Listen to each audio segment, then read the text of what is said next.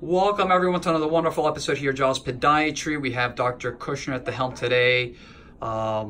We have a very pleasant patient who has presented with multiple monster corns, not only on the heel, but also, I want you guys to take a look at this. You guys can't really appreciate it, but you will now. Watch this. I mean, this is just, this pinch callus is ginormous. It really is. And even from this side, it's really, really big. What's really striking, I want to show everyone here, you know, the patient has developed this huge fissure on the heel. Let's go ahead and we've already, if any of our viewers are wondering, we have already soaked the foot.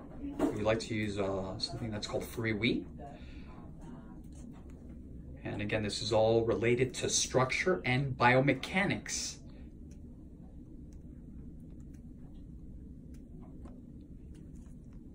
And this can definitely cause a tremendous amount of pain. Yes or no? Almost definitely. But I've gotten so accustomed to it that it doesn't. You know, what's interesting as well, we were just talking about it, is that the patient only has the problem on the left, which, you know, is a great thing, but until proven otherwise, it's probably related to a discrepancy in the length of her limbs, maybe the back, maybe the hips, maybe the knees. So at the core of the problem, that's what we need to really focus our efforts on.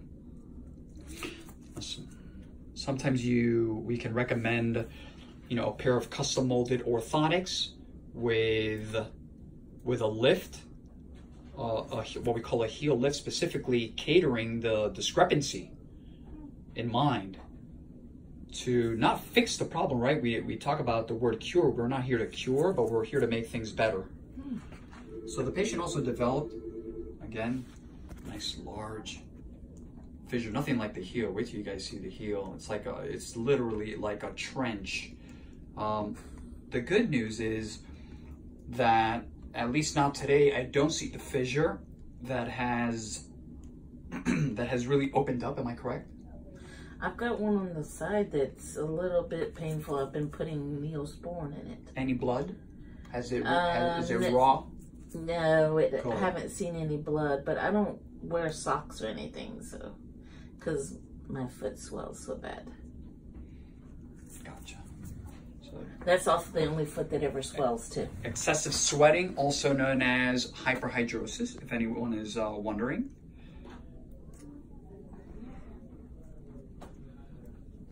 And we'll make some recommendations for that as well. Cool. Okay. We do have an astringent that we have here that will definitely help with that. Cool. Anything. Like I said, this is the first place I've been to, and I've been having it checked for 30 years. There's always a first time. Yeah, and they always tell me, oh, just soak it and scrape it. I've been doing that for years. I think at the core of the problem, just like I said, you know, I was telling everyone before, at the core of the problem is that's what we need to focus our efforts. And I think that a pair of custom molded inserts with a heel lift, right? Yeah.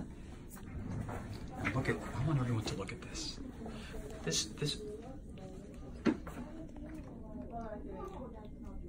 This fissure is about a centimeter down into the underlying skin.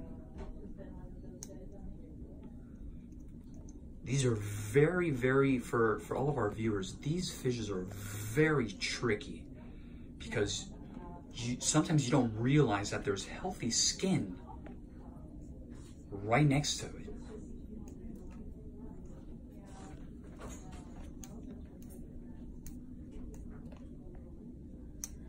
What I find amazing is this started after I had some sort of a, I don't know, I guess you call it athlete's foot. I had been homeless when I was 18 and lived in shelters and got really bad thing. And then after that, it stopped itching and the nut developed. Well, what we're going to do is over the next few weeks is we're going to give you 2 products. One that you're going to get here, the Caragel. Yeah. And what you're going to do is you're going to apply that at nighttime. Right. And you're going to get a piece of saran wrap. And you're going to get saran wrap just on the bottom of your foot. Okay. And then you're going to put a white cotton sock on. White cotton, okay. And in the morning, you're going to scrub that all off. Okay. And then you're going to put a fungal cream on this, because I believe a lot of this is fungal. Okay. I think that a lot of times fissures in the heel, if it's not mechanical, I think it's fungal. I think you got a classic moccasin pattern dryness. And I also believe that the mechanics that Dr. Wagner's talking about. And then I also think when you see the heel that has this medial rim like this, it's from not wearing shoes. Like you said, you wear flip-flops all the time. And I think that's part of your issue. And my experience is most of the times a deep fissure is related to your weight. And then on top of that, it's like you said, you had a fungal infection that never went away. Because I think you got a fungal infection here. Okay. But it looks like we got your fissure down to an even level, almost. And then you'll see the next time you come in, it will shave down even easier after you followed those instructions. Okay. The problem with the fissure is you don't want it to get so deep that you develop a local infection and develop cellulitis where Well, I you do have cellulitis. Well, right here. And because I had to go and get that checked because it swelled up so bad. yeah, but cellulitis is from an infection. I don't think you Well, have they thought it was from... exactly. Was from one of those... But here's where Dr. Wagner was talking about where it's tricky. If we could get this to one layer, then the treatments at home should be easier. Agreed. You know, just doing this initial procedures is gonna render a significant amount of relief.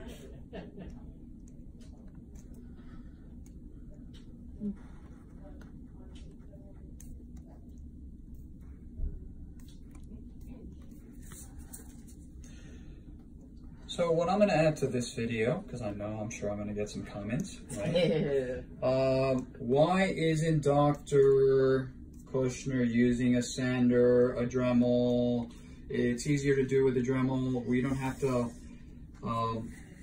you know, again, this takes us back to the video that I posted couple weeks ago about, you know, the importance of, I'm going to move around here now, the importance of safety, okay, and dremeling skin or sanding any type of tissue. We do not want to inhale any particles. We want to protect the patient. We want to protect the staff. We want to protect the doctors.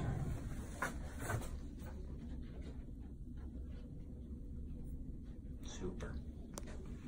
So, you know, we let just like Dr. I like this view better over here. There we go. Just like Dr. Kushner was telling the patient before, we do have, you know, there's different ways to debride, right? This is mechanical, what he's doing now, sharp. Then we have chemical. Chemical is applying a topical. And sometimes you don't need to Dremel everything away. We let the topical medication, the urea, right, to do the rest of the work for us. I mean, think about this for a second. Look at all of this, right? All of it. Imagine inhaling all of this. Even when you use a mask, even when you use this, even when you use the Dremel with a little the water, it doesn't matter, ladies and gentlemen. It doesn't matter. It's easy for people to watch the video and say, "Oh, you should do this or you should do that." No. I'm going to present. I know I had said it. I've been very, very busy. Probably this week I'm going to go ahead and do a video. I'm going to present, you know, real data to the world about why don't we use those devices, whether it be skin or nails. But we'll leave that for another wonderful educational video. Like always, we have Dr. Kushner here. We appreciate all his hard work.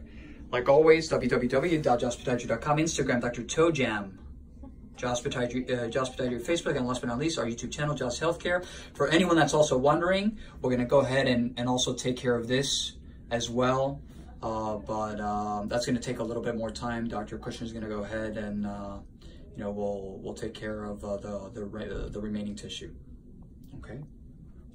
Have a wonderful day, everyone.